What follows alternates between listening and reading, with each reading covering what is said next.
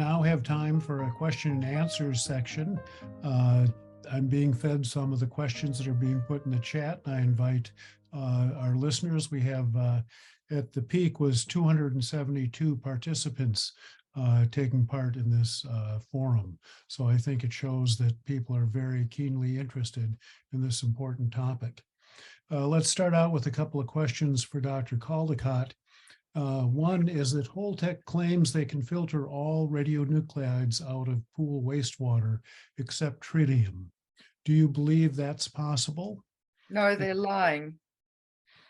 And then a second question, how would you suggest we influence the Nuclear Regulatory Commission and this Decommissioning Oversight Board of New York State, agencies and elected officials to rein in the greedy shortcuts of Holtec, disallow their request exemptions, and instead protect us, the people, and not the industry? Well, Holtec is clearly evil. It's a carcinogenic company. It doesn't give one goddamn about people. We're the ones who treat the people with cancer. I don't know what you're going to do, but they should be disallowed. And I don't know who they think they are, but if they're bribing politicians, that should be brought to light. I think that it would be a good idea to go to the New York State, what's it called, where they all gather in, and scare the bejesus out of them. Talk to them, the politicians, and talk about how it is to get cancer and what happens to a cancer patient. Just talk to them as doctors, educate them, freak them out by the data, and say they must not take money from Holtec, and that they must close them down. I mean, it's absurd, and you need to get the American Medical Association on board, right, Alfred? You need lots of doctors to be talking about this. This is a medical issue, nothing else. It's a medical issue. And, you know, we can have all these regulations, etc., etc. It won't do any good if Holtec is allowed to go ahead. So they've got to be exposed. Markey's a good person. Get Markey to come and talk to people on the Hudson River. But, and you know, you can monitor things till the cows come home, but when you get your cancer, you know, you can't monitor cancer. It just grows and grows and kills you. I have a question for Eric. Someone asked, how do you protect yourself living so close to 3 Mile Island from radiation? I was born and raised here, and the company and the companies that have owned 3 Mile Island aren't from here. So we're pretty parochial. This is a coal and steel state, so we weren't going to leave. You know, I come to the conclusion, it's a pretty simple motto, and people are rugged here. You fight them till hell freezes over, and then you fight them on ice. I mean, if you're going to win, you conquer through endurance. It's not a sprint. We're now in year 43. We did our first litigation in 77, and it's just one of those things where, and hopefully this came out in the monitoring. We presented good science. We presented facts. You know, we have at it. We understand we're going to be outspent and, you know, out, whatever you want to call it, but you just keep at it. In the end, I don't know what the end is. I mean, I can't believe it's 43 years later and we don't have enough money or a plan to clean up 3 Mile Island. I would add to you, the one thing that did improve was we worked aggressively on emergency planning. We interviewed all 74 daycare centers and nursery schools and found out that almost none of them had a plan. None of them had potassium iodine. None of them had transportation. I'm saying that to you because nobody wants to have their kids be vulnerable. So it doesn't matter how pro-nuclear you are, you know, if you have a daycare, nursery school or school and they don't have a plan, I think that's leverage. So how do we do it? I mean, where else would I live? I mean, I'm grown up near a steel mill and a nuclear plant. Mhm. It's what it is, man. Can I say something? Just Yes, to follow up, just to clear up the NIPD's permit, because I see somebody was asking about that. So that's the federal EPA Clean Water Standard. It only covers chemical contaminants in the water. Of course, the Nuclear Regulatory Commission has already given Holtec carte blanche, dump the water, you record what you're dumping, and we'll look at it later. So the NIPD's permit is the federal contaminant law for chemicals. However, in our settlement agreement, Holtec agreed to abide by our state laws, and within our state laws, the Ocean Sanctuaries Act, the Massachusetts Oil and Hazardous Materials and Release Act, the Endangered Species Act, the Ocean Sanctuaries Act. We have state laws that prohibit radiological dumping. So that's what we're hanging our hat on, that Holtec agreed to abide by the state laws and that those laws will prohibit the discharge. But however, like I said, they haven't even applied for an updated NIPD's permit, and they're playing with the words authorized, unauthorized, spent fuel pool water, commingled water. You have to be really careful because they're manipulating the system. So that's basically where we're at. We are trying to hold our Massachusetts laws and hold Holtec accountable to those. And again, it's our democracy. Not only are they trying to destroy our bay, but our democracy, when the people are saying no, our elected officials are saying no, everybody's saying no, and Holtec is just plowing through everybody. But we hope we win. How dare they? How dare they? Right. Mm-hmm. So we have a question from Barbara Moran, a journalist at WBUR in Boston, and it's for the New York folks.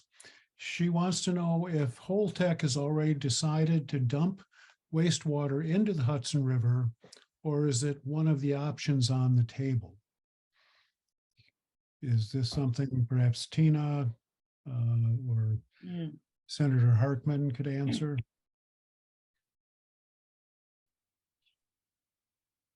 Tina, I think you're on if you have the answer. Yeah, I can comment. As of right now, it's not definite, but just like with Massachusetts, they're saying it's one of the options on the table.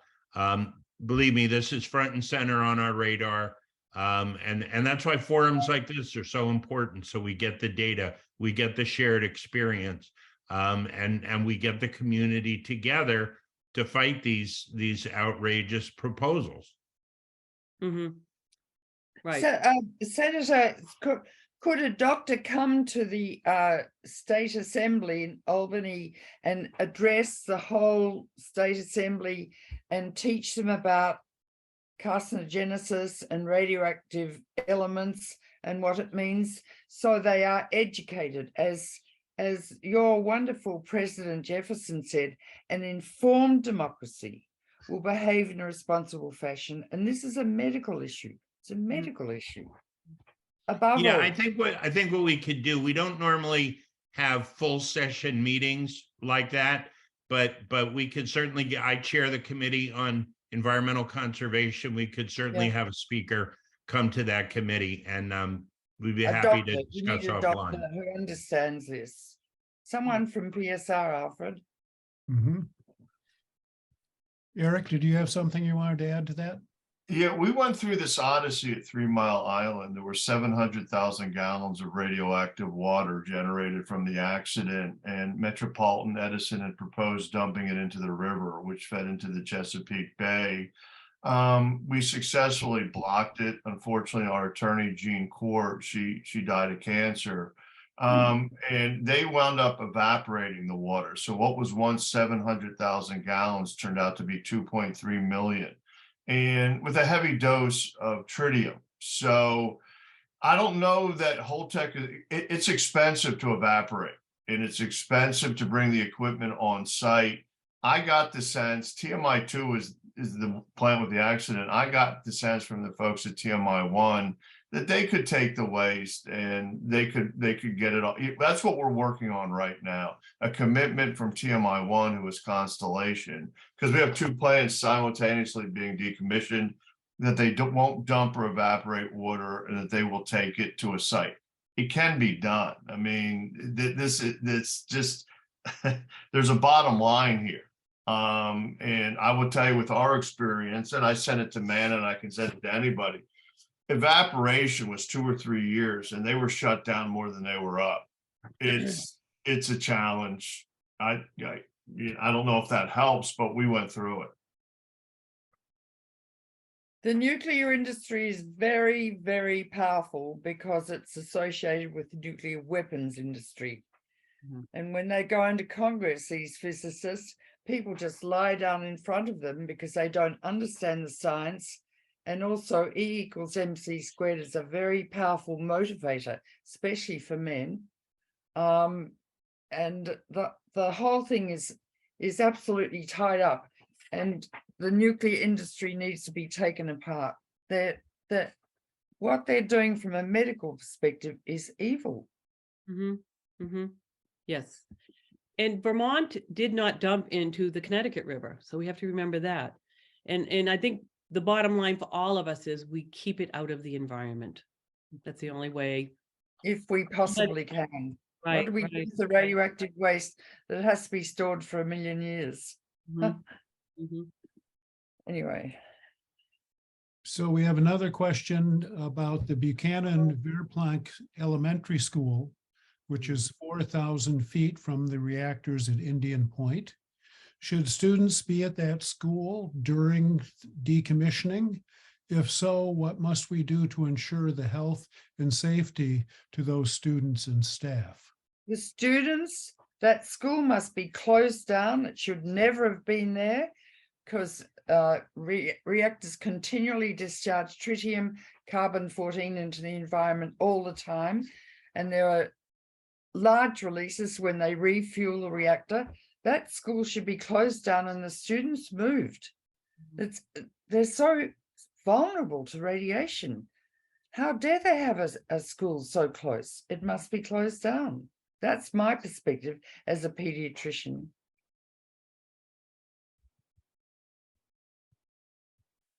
Who agrees?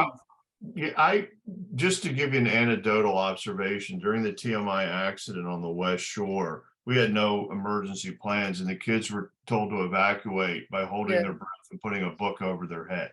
So, and I'm also a former school board director, and I don't know what the system is in New York, but we have community-based schools. So it's a challenge because, closing a school down means they're going somewhere else. But logistically, I'm sure Peter can figure that out.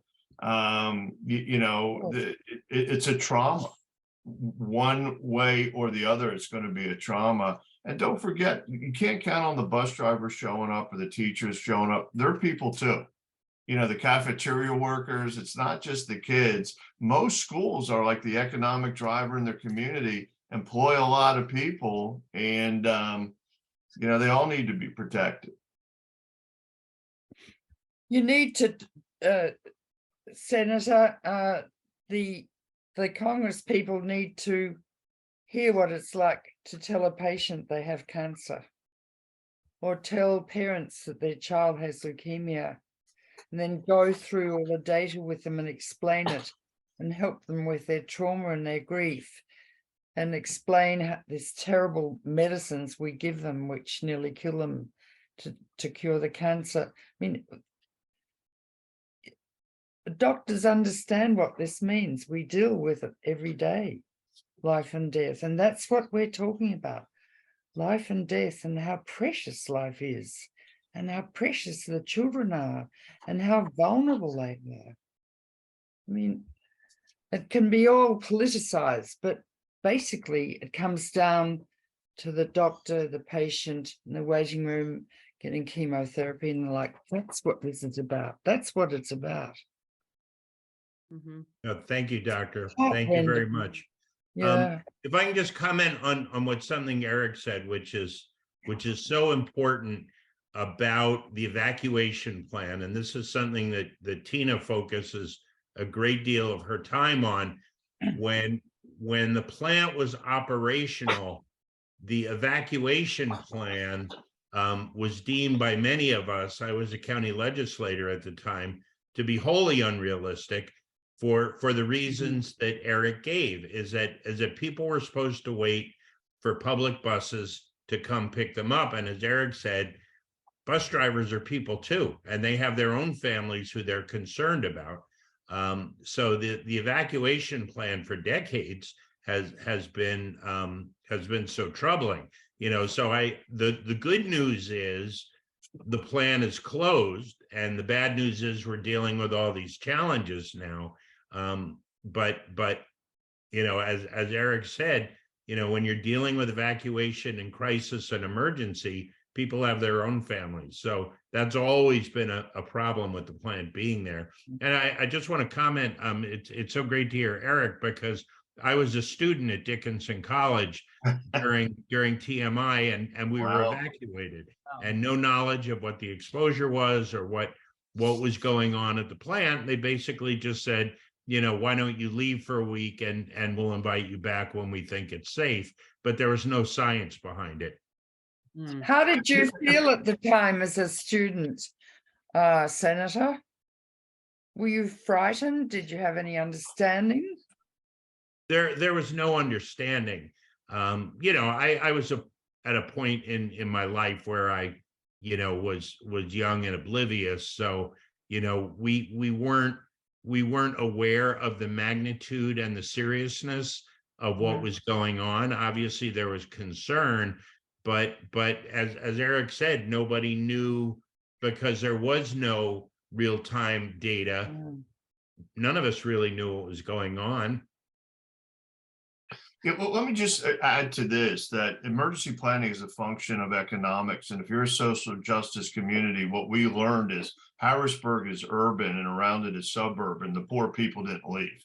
And those people were relocated to two sites, the William Penn High School, 12 miles from the plant, and Hershey, 12 miles from the plant. On top of that, we're heavily dairy concentration, and one of our populations are impossible to evacuate. That's the Amish. They don't own a phone. So, we basically had, just every perceivable problem you could. And we worked really hard to mitigate that. We, as this entity, we formed, I think we sent out 50,000 tablets of KI. We kept an open line. We did everything we can. But Peter made a good point. If you're a parent, you have a kid in elementary school, middle school, or high school, and there's bad information or good information, and you need to evacuate, altruism is not going to be the prevailing emotion.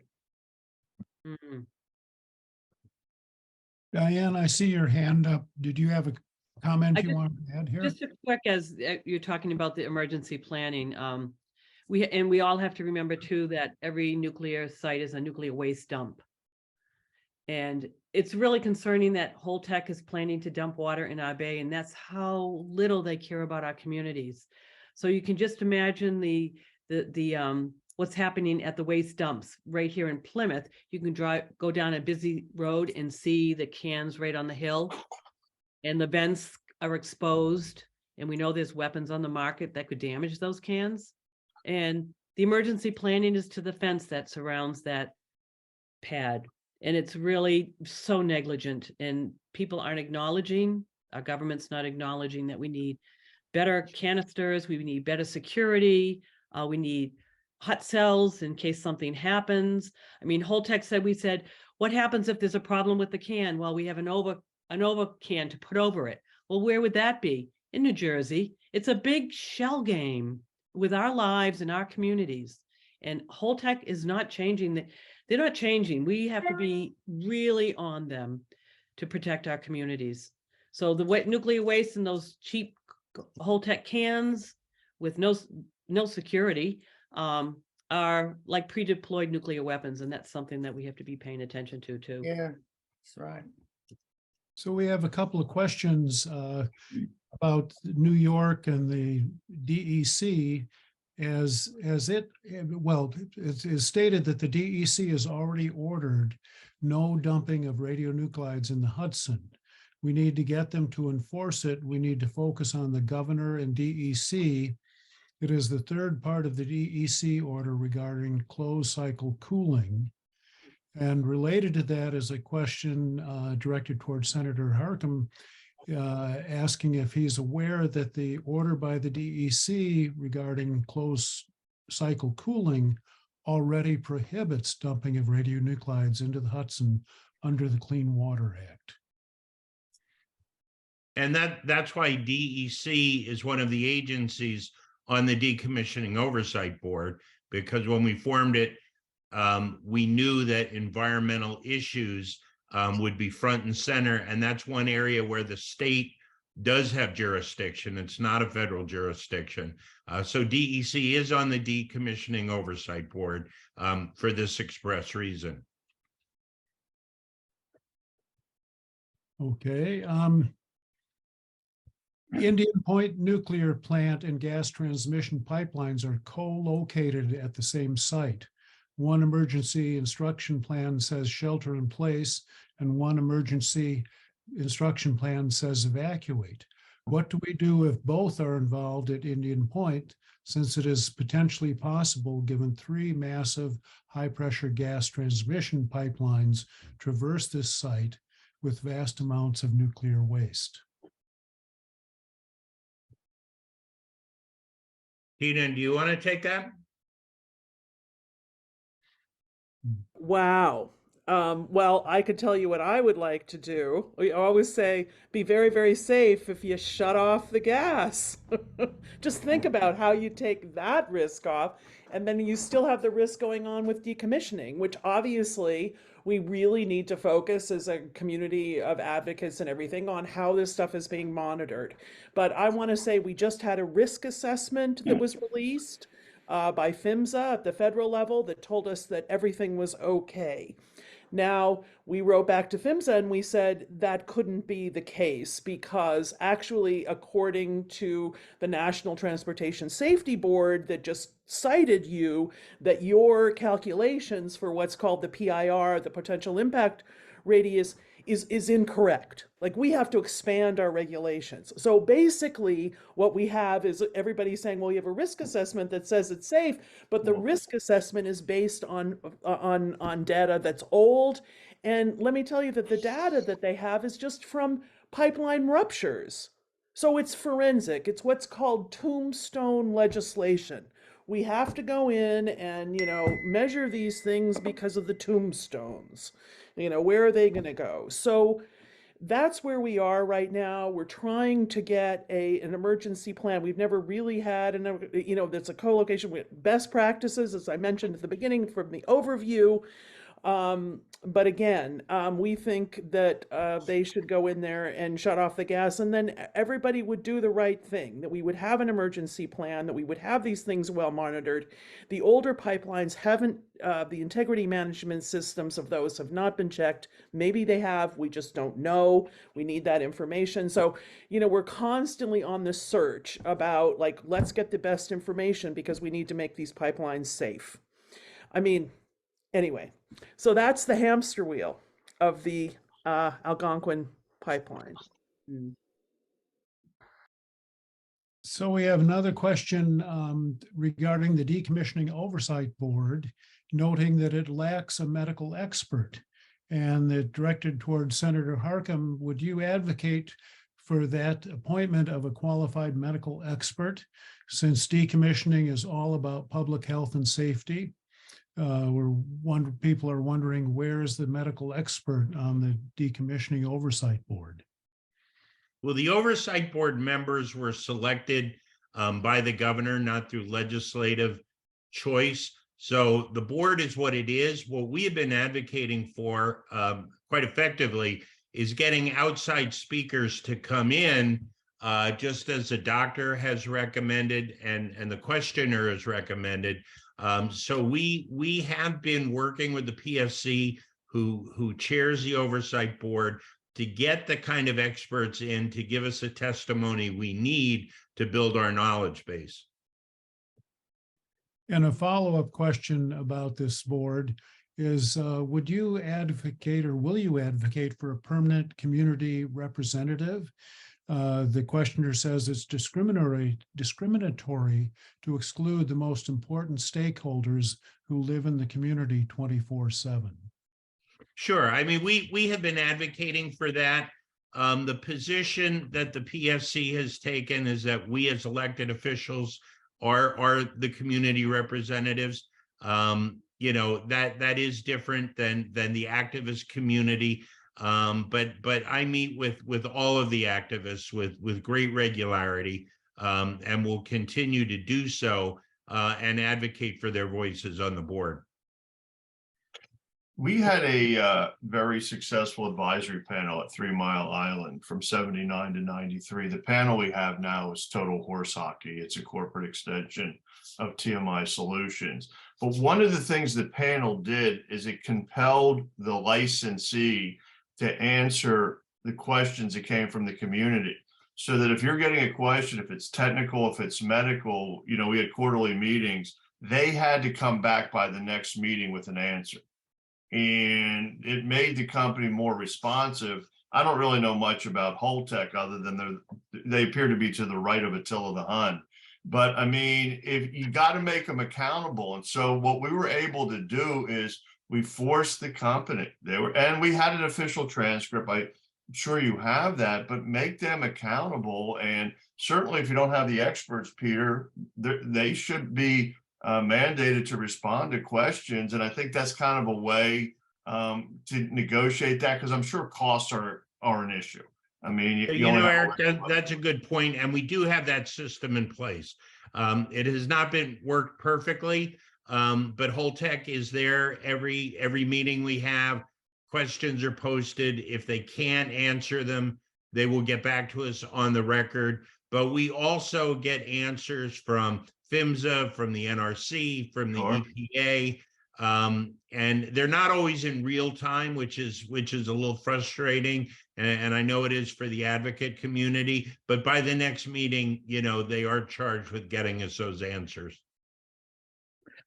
Eric, I'd like to just pay homage to Steve Wing, the wonderful epidemiologist who worked with you around 3 Mile Island and noted the cancers in various areas. And he unfortunately died of cancer himself. He was a wonderful, wonderful scientist. He also did something that was breathtaking in that he wrote a critical study of how epidemiologists treat their subjects and sometimes dismiss anecdotal information. And what happened at 3 Mile Island, the health studies were created as a result of citizen surveys. We had 3 different surveys. Dr. Wing was the first one who took them seriously and discovered that if you have a template of where the radiation went and documented it, and we showed that map in our presentation, you can find the cancer. And the state study was dismissed by epidemiologists at Harvard and Penn State as being, you know, concocted. So I really appreciate you saying that. He did pass away. He was incredibly important. And now, ironically, the health studies are being done by Hershey Medical in Hershey, and who used to be very reactive and conservative. And when I met with them, they were astonished to find the increase in thyroid cancer. So they're on their 3rd iteration. And the man I met with, who also belongs to my synagogue, I thought at the outset was poo-pooing it. And you can't run away from the cancer. You know, it's there. I would say this, and you know this, Helen, we had a real problem getting records from hospitals and medical facilities. But that's kind of going off on a tangent. Steve Wing was remarkable and irreplaceable. Irreplaceable, yeah. Mhm. Oh, well, how are we going to fix it all, huh? Tax all Maybe we'll have farmers a living nuclear abroad. war in the Ukraine, and then we don't have to worry about anything because we'll all be dead. And it's getting closer to nuclear war than ever before, I believe. So there's nuclear power and then there's nuclear war. And the nuclear war will destroy all the reactors, the 15 reactors in the Ukraine. I mean, It's all looking pretty good, really, from a nuclear perspective. Sorry, Hmm. sorry. Well, I think you keep it local, keep at it. I mean, you had what, almost 300 people on the call, which is a testament to the organizational skills of folks on the Hudson, and it's persistence. You conquer, through endurance. And, you have your senator here and other folks. Sometimes we don't give an inventory of really good assets we have. We tend to focus on what we don't have. But for us, everything's a, 4-quarter football metaphor. You got to lace them up, put the helmet on, and play 4 quarters. We'll see who's standing at the end of the game. That's what we always told the utility, man. Everybody's got a plan until you hit them in the head. Right. Well, we're hoping here in Massachusetts that our laws, that we can be, Yeah. decisions can be made based on law and it gets done.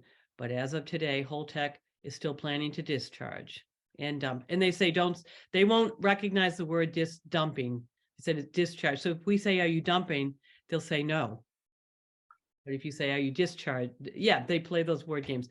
But let's see, can our laws really protect the people? And can our legislators and our elected officials do the best for the people? This is a real big test.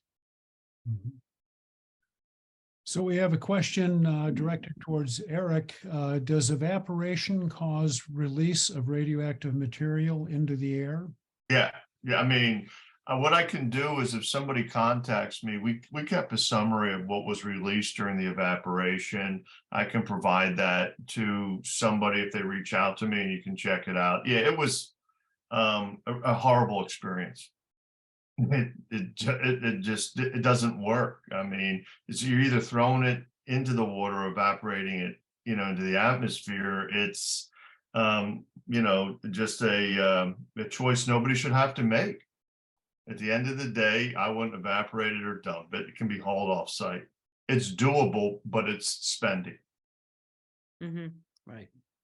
And we have a follow-up question for Senator Hartman, noting that having guest medical experts to provide important input is lacking because the DOB is an oversight entity and they meet quarterly, but shouldn't there be a medical expert appointed as a permanent and necessary part of this committee? Yeah, absolutely. Yeah, I thought we addressed that before. That obviously we need the pertinent expert testimony for all of these fields, the medical field, the environmental impacts, and outside folks are the best to give us those voices, whether it's full-time member or not. That's up to the governor and the appointing authorities of the board, but that's certainly something that Tina and her community of advocates have been advocating for. Ellen Weiniger has been very strong on this issue about getting testimony from health experts. Okay, and again, to Senator Hartman, an article in the Harvard Law Review titled "Mandate versus Movement" has asserted that the PSC in New York was designed to favor commerce and business over people and the environment, and its mission should be redesigned in our current moment of crisis to weigh ecological harm first. How can you assert the PSC is the community with a straight face? I did not say the PSC is a community. Let's be very, very clear. When we're talking about community, we, the elected officials who are in the community, I meet with the community constantly on this issue. I was not asserting in any way, shape, or form that the PSC was the community. They are simply the branch of the organization that provides logistical support for the Decommissioning Oversight Board. I just want to suggest, and I can't tell a community how to handle it, but we were born and raised with the people that worked at 3 Mile Island. So our best source of information came from the island. I mean, when they farted, we smelled it before they felt it, you know? And so what I'm saying to you is that there is value to having working relationship, you know, you can't be universally distrustful and dismissive. You know, there's quality people, I'm sure, at Holtec or, you know, elsewhere who want to do the right thing. And if their company's not doing the right thing, it's good to foster a relationship. But for 43 years, our best information has come from the plant, the people that work at the plant. I'll be honest with you, or we would not have been effective. Very good point. For the last question, one of the participants has written, my drinking water comes from the Hudson River. Would a water treatment plant be able to detect tritium before it makes its way into my house? Eric, Yeah, I can just say this for Pennsylvania, the water, we're in the middle of a water war. We're a commonwealth and all our water systems are being taken over by either Voyola or American Water. So can they? Yeah. Will they? No. It's an expense. And it may be maybe it's a war that's already been fought in New York, but the water and sewage in Pennsylvania are all being consolidated and privatized. And what's happening is as they become privatized and they move from being a public utility, you lose the ability to mandate them to test. You can test. I mean, and monitoring water is the most challenging monitoring there is, because you have to get a source point and you have to work with the company. It's tough. It's a tough gig. And it really should include a REMP where you're doing fish and biological. But the short answer is you can do it. The long answer in Pennsylvania, it's not going to be done. The companies are all private. We don't have public utilities anymore. Can't make them do what they don't want to do. Well, one of the answers is that you could come to the Decommissioning Oversight Board meeting on February 2nd. That's a great answer. And make public comment and ask the Department of Health this question. And ask the Department of Health to bring in independent experts who know this thing like we're doing here. So anyway, that is me going to just our advocacy points at the last to close this up, and thank you to all of our speakers and everything. Thank you, Alfred. Amazing job here. So I'm just going to share my screen really quick, and this is it. Action steps. Oops. Yes. So we heard from the experts today, dilution is not the solution for tritium. We heard so much today, I'm a little overwhelmed, but that's okay. The best possible state-of-the-art monitoring there is, that's what we're going to be asking for. The total site tested for contamination. We really need to know what's going on with our elementary school. Obviously, we are going to advocate and more for that. And no exemptions granted by the NRC to Holtec. I mean, immediately they're asking for these exemptions, which it just seems we're used to the NRC being, granting everything that industry wants. So we have to find out what kind of agency, literally, we have in New York to fight these exemptions and to actually demand more. So attend the New York State Decommissioning Oversight Board meeting. Like I said, please come, and that's at Cortland Town Hall, and you can also come on Zoom. So if you're concerned about that, you go to the DPS, New York Government, Indian Point, and you'll find a link in some directions. We're also advocating for better directions there to sign up for information. Senator Harckham is doing that with us, but please reach out to our elected officials and U.S. Senators. I know that representatives from Schumer's office, Gillibrand's office, and I don't know about Congress member Mike Lawler. He was at Indian Point 3 days ago having his picture taken. But anyway, we will check in with him and see if he's going to be coming to the oversight board. And then Governor Kathy Hochul, Pete Harcum, who you've met, James Scofus, Rob Rollison, and our new assembly person, Dana Levenberg. She and her staff have been coming and on top of this, and then Kenneth Zabrowski and Chris Eckes. So regional and municipal elected officials too, they are great advocates to go to the state with. I highly recommend them. But visit websites, write a letter to the editor, and most of all, tell your neighbors what is happening. And we really need to all be advocating for the best monitoring possible on all of these fronts. So again, I just have to close it with thanking our speakers and our panelists. And is there anything else that anyone would like to say in closing? Every one of us can be a Joan of Arc or John of Arc. Every one of us can be most powerful if we decide to do it. Thank you.